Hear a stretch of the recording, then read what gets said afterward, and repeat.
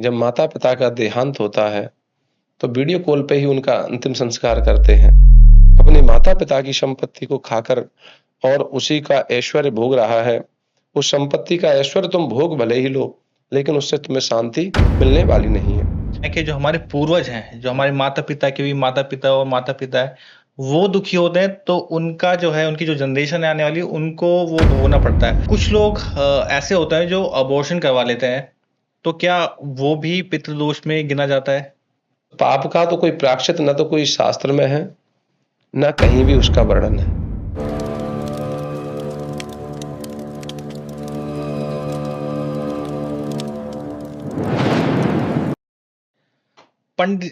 पंडित जी श्रीयंत्र है, मतलब कि हमने श्रीयंत्र दिया हुआ है, किसी ने श्रीयंत्र स्थापित किया हुआ है अपने घर में। सिद्ध श्रीयंत्र है और उसकी रेगुलर बेसिस पे पूजा भी की जा रही है। उसके बाद भी क्या होता है कि उसके बाद भी उन्नति नहीं हो पा रही है किन-किन घरों में। तो इसके क्या कारण हो सकता है? और क्या ये ऐसा पॉसिबल है? अगर पॉसिबल है तो इसके क्या-क्या कारण हो सकते हैं? वो बताइएगा प्लीज़। देखिए, कई बार क्या होता है, हर जगह न तो किसी ग्रह को दोष दिया जाता है कि हमारे ग्रह खराब हैं, और देवताओं को भी कई लोग दोष देते हैं, भगवान हम ऐसा क्यों भोग रहे हैं?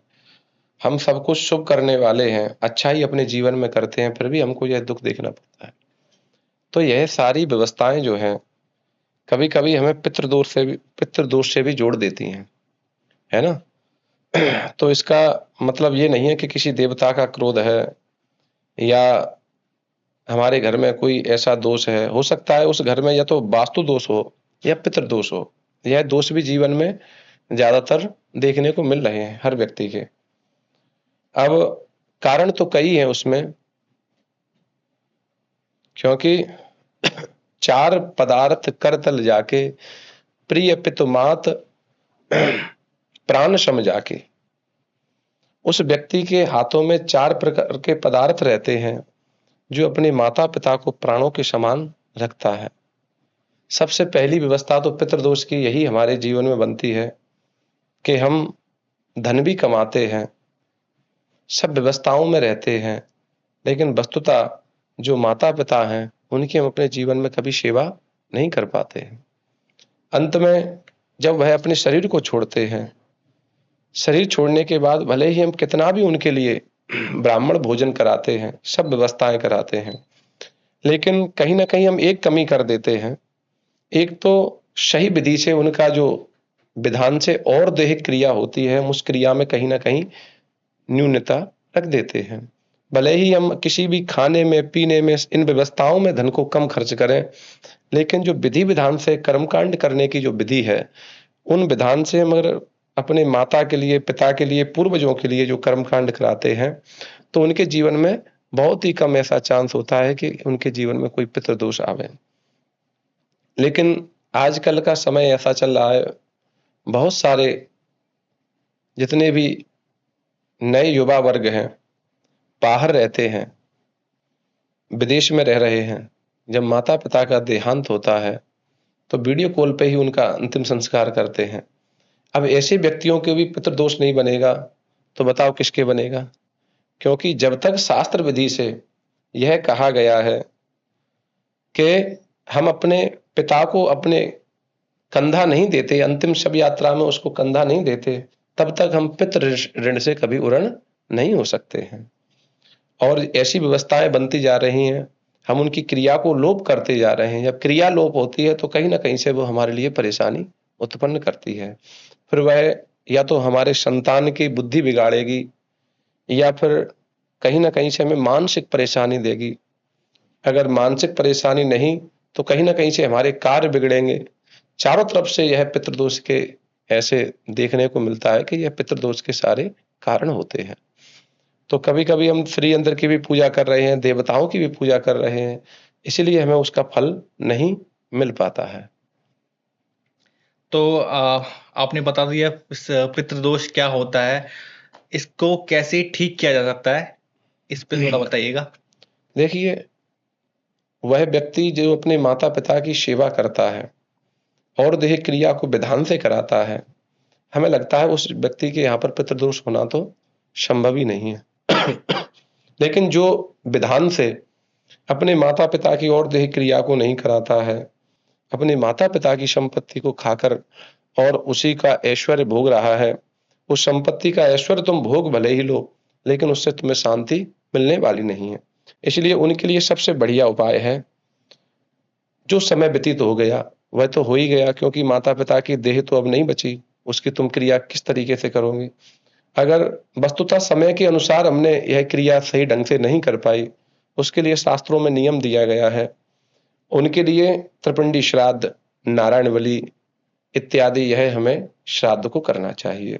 इस श्राद्ध को करने से अपने पितरों से निवेदन करना चाहिए, आप हमारे कुल की उन्नति करो, घर में किसी को कोई रोग ना रहे, धन धान्य की वृद्धि करो। यह सब कुछ उसी में निवेदन किया जाता है।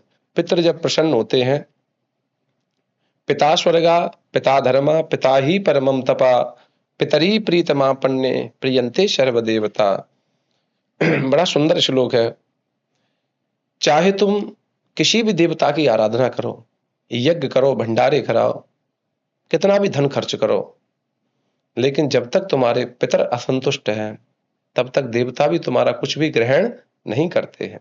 इसलिए आपने जो कहा था कि पूजा करने पे फल नहीं मिलता, उसका यही कारण है। प्रियंती सर्व देवता, जो अपने पितरों को प्रसन्न रखता है, उससे देवता भी प्रसन्न हो जाते हैं। इसलिए हमने पितरों के निमित्त ये भी बताया है कि किस कार्य को करना चाहिए। अगर किसी क्रिया का लोप हो गया है तो उसको क्या करना चाहिए। गंगा जी के पावन तट पर इन क्रियाओं को कराए, उसे अवश्य लाभ मिलेगा। तो जैसा आपने अभी बताया कि माता पिता की सेवा करें तो पितृदोष होने के चांसेस ही नहीं है। नहीं है। लेकिन पितृदोष में मैंने ये भी सुना है कि जो हमारे पूर्वज हैं, जो हमारे माता पिता के भी माता पिता और माता पिता है, वो दुखी होते हैं तो उनका जो है, उनकी जो जनरेशन है आने वाली, उनको वो भोगना पड़ता है। तो इसको हम कैसे वो करते हैं? देखिए, उसका भी यह कारण है। मानो हमारे पिता 2 भाई थे और हमारे पिताजी का विवाह हुआ, उनकी हम संतान हैं, पर हमारे जो पिता के भाई थे, उनके यहाँ कोई संतान नहीं हुई, क्योंकि उनका विवाह ही नहीं हुआ। अगर उनका विवाह होता तो उनका पुत्र उनके लिए कुछ ना कुछ उनके कल्याण के लिए तो करता। पर जिस व्यक्ति ने इनकी संपत्ति को लिया है और हमने उनके लिए ही कुछ नहीं किया, तो भले ही आप माता पिता की सेवा करो, आपने अपने चाचा जी की, ताऊ जी की, बाबा की, उनकी क्रिया को भी अगर लोप कर दिया, तो वह भी आपको कहीं ना कहीं से पितृदोष बनेगा, ये बात पक्का है। इसलिए जिन पितरों का कल्याण नहीं होता, वह कहीं ना कहीं से कुंडली में पितृदोष उनको अवश्य होता है। इसलिए सबसे सुंदर व्यवस्था है। देखो, कई जगह आजकल तो अकाल मृत्यु भी इतनी हो रही है समय के अनुसार, कोई एक्सीडेंट से खत्म हो रहा है, कोई अपने जीवन से दुखी होकर स्वयं अपने आप में आत्महत्या। तो इन चीजों से बचने के लिए सबसे बढ़िया उपाय है कि अपने पितरों के लिए कल्याण करने की कोई ऐसी व्यवस्था देखें जिससे हमारे पितर संतुष्ट हों। इन सबको करने के बाद हमारे पितर कहते हैं कि हमें श्रीमद् भागवत का अगर पाठ श्रवण कराएं, भले ही आप सक्षम नहीं हो पांडाल लगाकर करने के लिए, तो कम से कम मूल पाठ ही उनको श्रवण कराओ। उनके लिए पहले श्राद्ध करो, श्राद्ध के बाद श्रीमद् भागवत का मूल पाठ कराओ। और श्रीमद् भागवत में लिखा है, धन्य भागवती वार्ता प्रेत पीड़ा विनाशिनी। जो धन्य है वह भागवत की वार्ता जो प्रेतों का भी कल्याण कर देती है। कई ग्रंथों में इसका उल्लेख दिया गया है कि जीते जी व्यक्ति पाप करे और प्रायश्चित में भगवान का नाम ले, ये सब व्यवस्थाओं को बताया गया है, तो हमारे पाप दूर हो जाते हैं। लेकिन जिसने अपने जीवन पर्यंत कभी कोई शुभ कर्म नहीं किया, मरने के बाद प्रेत बन गया, अब उसकी ऐसी क्या व्यवस्था है जिससे उसको शांति मिले, उसका कल्याण हो। तो ऐसे ही श्रीमद् भागवत में कथाओं का बहुत सारा बताया गया है कि कहीं ना कहीं से जो व्यक्ति जीवन में अशुभ कर्म करता है, भले ही तुम उसके लिए सभी तीर्थों में जाकर श्राद्ध करा दो, लेकिन फिर भी उसकी गति नहीं होती। लेकिन अंत में उसको श्रीमद् भागवत की कथा को श्रवण कराने के बाद उसका कल्याण यह श्रीमद् भागवत कराती है। तो सबसे अच्छा यह उपाय है, जिन्होंने अपने जीवन में अशुभ कर्म किए हैं, पहले तो उनके लिए श्राद्ध करें। गंगा के तट पर, गया में, जहां आपको सुंदर तीर्थ दिखाई दे, गंगा का तट तो पतित पावनी गंगा महारानी की ऐसी कृपा है, जो भी उनकी शरण में जाता है वह धन्य हो जाता है और कहीं से भी उसके जीवन में कोई अशुभ रहता ही नहीं है, क्योंकि पतित पावनी है, पापों का नाश करने वाली हैं। सगर के 60,000 पुत्रों को मुक्ति प्रदान की थी। इन्होंने भी ब्राह्मण का अपराध किया था, कपिल देव का अपराध किया था। तो ऐसे ही गंगा महारानी की शरण में जो जाता है, उसका भी कल्याण गंगा महारानी करती है। तो उनके पावन तीर्थ पर जो श्राद्ध हो, अपने पूर्वजों के लिए वहां पर कथा श्रवण करें, जैसी व्यवस्था हो उसके अनुसार कार्य को करें, तो वह भी व्यक्ति पितृदोष से मुक्त हो जाता है। ठीक है पंडित जी, इंटरनेट पे मैंने ये भी देखा है, क्योंकि नया जमाना है, टेक्नोलॉजी भी है, तो कुछ लोग ऐसे होता है जो अबॉर्शन करवा लेते हैं, तो क्या वो भी पितृदोष में गिना जाता है? देखिए, इसके जिस बात के ऊपर शास्त्रों में बहुत ही अद्भुत रचना की गई है कि यह सबसे जघन्य पाप बताया गया है शास्त्रों में, सबसे जघन्य पाप। हम किसी भी पाप का प्रायश्चित कर सकते हैं।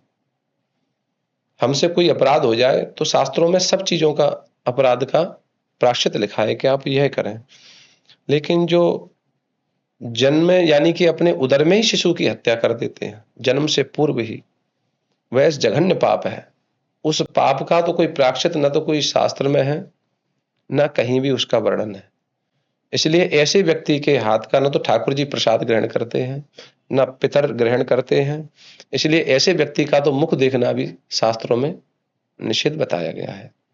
इसलिए उसका तो कोई प्रायश्चित है ही नहीं, पर तो वो कैसे भोगेगा वो तो राम जी जाने, क्या विधि है। इसके लिए कोई पूजा पाठ कुछ भी नहीं है? नहीं, देखो, जो अपने आप जिसका गर्भस्राव होता है, जिसका गर्भ अपने ही कारण से गिरता है, उसका दोष नहीं है, पर जो अपने हाथों से ही गर्भ शिशु की हत्या कराते हैं, ये जघन्य पापों में से एक है। इसलिए इसका प्रायश्चित तो शास्त्रों में है नहीं है, और ऐसे व्यक्ति को तो अपराध का परिणाम भोगना ही पड़ता है। यह तो उसको भोगना ही पड़ेगा। चलिए, तो इस वाले लो जो लास्ट वाला जो आप पाप करेंगे उसका तो कोई भोग नहीं कर सकते, लेकिन उससे जो पहले अगर आपने कुछ पाप किए हैं उनका अगर आपका पश्चाताप करते हैं इसी जीवन में, तो उनका हम सॉल्यूशन किया जा सकता है। ठीक है, या फिर जिन व्यक्ति ने पाप किया है और वो उनकी निधन हो चुका है, तो उसका भी सॉल्यूशन है जिसका हम पूजा पाठ से कर सकते हैं, जो कि हमारे पंडित जी करवाते भी हैं।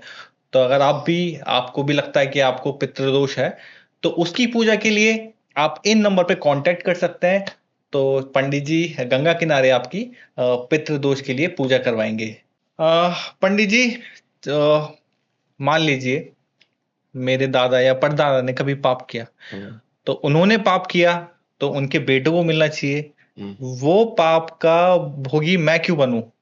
तो इसको आप जवाब दीजिए, इसको क्या मतलब है इसका, मैं क्यों उसको भोगूं? देखिए,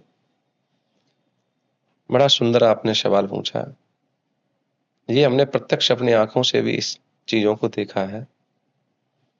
एक कोई सज्जन थे, उन्होंने धन के लालच में या जमीन के लालच में किसी ब्राह्मण की हत्या कर दी थी, और उनकी जमीन को भी उन्होंने अधिकार जमाकर भोगते रहे। समय आने पर उनका देहांत हुआ। देहांत होने के बाद उनको मुक्ति प्रदान नहीं हुई, और 4 पीढ़ी बाद भी, आज से कुछ ही समय की बात है, यानी कि 1-2 साल पहले हमारी उनसे मुलाकात हुई। पंडित जी, मैं बहुत परेशान हूँ, कोई भी कार्य करता हूँ तो उसमें सफलता नहीं मिलती। वंश वृद्धि भी उनके यहाँ रुकी हुई थी, कोई संतान भी नहीं थी। भगवान की कृपा से हमें कुछ ऐसा लगा, ऐसा आभास हुआ कि हमें लगता है कहीं ना कहीं आपके यहाँ कोई चीज गड़बड़ तो है।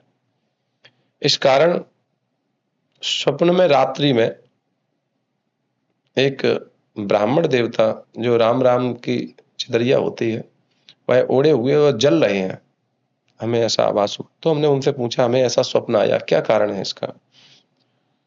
उन्होंने छुपाया, हो सकता है नहीं बताएं। फिर उनकी जो घरवाली थी, उन्होंने बताया, पंडित जी, हमारे पूर्वजों ने एक बड़ा अपराध किया था। एक ब्राह्मण देवता की जो जमीन थी, वह उनकी हत्या करके हम लोगों ने आज भी उस जमीन को भोगते हैं। हमने कहा यही कारण है आपके यहाँ पे। जो अपराध आपके पूर्वजों ने किया है वह आपको ही भोगना पड़ रहा है। अगर पाप की बेल पर कभी भी अमृत का फल लग ही नहीं सकता। जो पूर्वजों ने पाप किया और वही उसी जमीन को आप खा रहे हो, पी रहे हो, उसी से अपना भरण पोषण कर रहे हो, तो आपको कहां से सब कुछ प्राप्त होगा।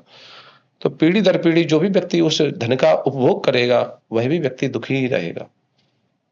पर उनके प्रायश्चित के रूप में हमने कुछ क्रियाएं कराई थी, उस क्रिया के अनुसार आज उनको शांति है और एक बच्ची का भी जन्म उनके यहाँ पर हुआ है। पहले कोई बालक भी नहीं था और कोई बच्ची भी नहीं थी। अब तो भगवान की कृपा से थोड़ा वंश वृद्धि उनकी आगे बढ़ने लगी है। तो यही होता है, जब हम कहीं जघन्य पाप हमारे पूर्वज करते हैं तो पीढ़ी दर पीढ़ी उसको हम सबको भोगना पड़ता है। अच्छा, जो आपने अभी कहानी बताई पंडित जी, उसमें आपने बताया कि सपने में एक पंडित जी दिखे जो कि जल रहे थे। तो इसी तरह से बहुत से लोग का कहना होता है कि हमें आज सपने में हमें दादा दिखे, है ना, या फिर कोई दिखे, या फिर वो रो रहे हैं, हंस रहे हैं, गुस्सा कर रहे हैं। तो इन इमोशन का क्या अलग अलग वजह होती है? वो रो रहे हैं, हंस रहे हैं, अगर रोते हुए पूर्वज हमें स्वप्न में दिखाई देते हैं तो समझो कहीं ना कहीं से वह हमारे लिए अशुभ ही फल प्राप्त कराएगा। क्योंकि पूर्वज जिसके स्वप्न में रोते हैं, तो ये समझो वो कहीं ना कहीं से व्यक्ति दुखी है और हमें उनकी मुक्ति के लिए कोई ना कोई ऐसा साधन, कोई उपाय करना चाहिए। किसी विशेष जानकार व्यक्ति से हमें इसके बारे में चर्चा करनी चाहिए। ऐसा क्या कारण है, ये सब घटनाएं हमारे साथ क्यों घट रही हैं? क्योंकि रोते हुए पूर्वज शास्त्रों के अनुसार शुभ नहीं बताए गए हैं। और हंसना हंसना और या फिर गुस्सा करना, हाँ, क्रोध करना, रोते हुए, ये तो एक ही क्रिया में आते हैं। ठीक है। क्रोध करना और रोना ये एक ही क्रिया में आते हैं। इस प्रकार हमें जब पितृ दर्शन देते हैं तो कहीं ना कहीं से हमें किसी से परामर्श लेना चाहिए, जानकार व्यक्ति से। उसका उदाहरण वो कहीं ना कहीं हमें निकाल के देंगे, तो फिर आपको ये सब घटनाएं आपके जीवन में नहीं घटेंगी। अच्छा पंडित जी, कोई पितृदोष का कोई शॉर्टकट है, कोई ऐसा उपाय है जिसको हम करें तो उससे हमें कोई फल मिले, कोई पॉजिटिव एनर्जी मिले लाइफ में, जिससे हमें थोड़ा सा उन्नति या प्रोग्रेस देखने को मिले? तो ऐसे कुछ उपाय हैं छोटे मोटे जिसको हम करें तो हमें फल मिले? अगर ना मिले तो उसके बाद हम पूजा करवा सकें, लेकिन उससे पहले कुछ ऐसे उपाय कर सकें जिनसे हमें देखिए, फल मिल सके। बड़े सुंदर उपाय हैं जिनसे हमें तुरंत ही लाभ मिल सकता है। हम कहीं ना कहीं घूमने के लिए जाते हैं और ज्यादातर महाराज आजकल पिकनिक जो स्पॉट है ना, वो हमारे तीर्थ क्षेत्र ही बनते जा रहे हैं। तो जब भी आप घूमने की इच्छा से जाओ, चाहे ऋषिकेश जाओ, हरिद्वार जाओ, नासिक जाओ, या फिर आप गया में जाओ, या तो इस समुद्र के तट पर ही जाओ, ये समझो आप कहीं भी जाओ, वहीं पर अपने पितरों को आप तर्पण कर सकते हैं। यह साधारण विधि है। तीर्थ श्राद्ध, अगर किसी तीर्थ में जाते हैं तो तीर्थों में अपने पितरों के निमित्त हम तीर्थ श्राद्ध कर सकते हैं, इसमें ज्यादा समय नहीं लगता। तो तीर्थ श्राद्ध और तर्पण हम पितरों के निमित्त जहां कहीं भी जाते हैं वहां करते हैं, तो इससे भी हमें बहुत आराम मिल सकता है इस पितृदोष के। पंडित जी, एक और मैं सवाल आपसे पूछना चाहूंगा, जो मैंने बचपन में सुना है, आजकल भी सुनते हैं कि अ, वो जो कुत्ते होते हैं या फिर कौवे होते हैं, उनको हम कुछ खिलाएं पिलाएं तो उससे हमारे पितृ जो हैं वो खुश होते हैं। तो इस पे आपका क्या कहना है? देखिए, हमारे शास्त्रों में पंचबलि का विधान है। पंचबलि, पंचबलि क्या होती है?